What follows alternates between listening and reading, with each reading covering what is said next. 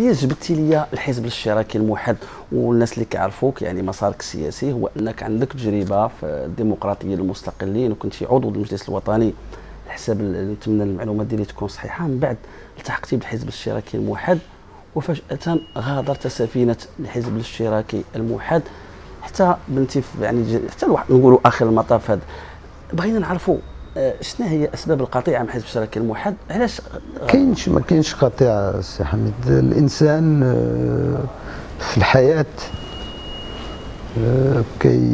الحياه كتاخذ مسارات مختلفه.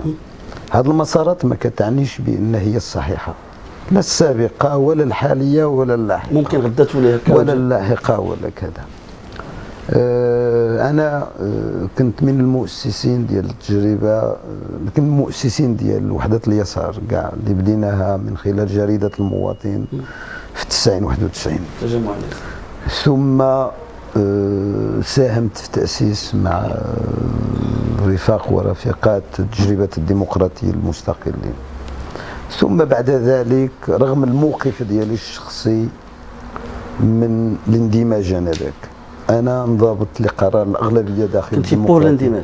لا، انا كنت من الناس اللي كنا كنقولوا نحافظوا على الديمقراطيه المستقلين كتنظيم مستقل وما ندمجوش، لان كنا كنقولوا ربما هكذا حنايا والفعاليات والحركه ومنظمه العمل اقوى من الى اندمجنا. يمكن نديروا تنسيق احسن من اندماج، ولكن اراده الاغلبيه داخل اللجنه الوطنيه للديمقراطيه المستقلين والتصويت مشى في هذا الاتجاه، مشى في اتجاه ان الاغلبيه وافقت على الاندماج، فانضبطت لقرار الاغلبيه وساهمت في تاسيس الحزب اليسار الاشتراكي الموحد، وما عمري تخليت على الالتزامات ديالي داخل. ولكن من المثير السي الياس في هذا النقاش هو ان ما يروج عليك بعض يعني النقاشات وسط بعض الاوساط اليساريه، حنا كنناقشوك بدل الاستغلال ديالك الاتهام، طبعا حنا ما كنقولوش اللي كيقولوا الامازيغيه، حتى في الملف ديال ان كاين اللي كيقول بانك انت اللي دفعتي في الاتجاه ديال الاندماج،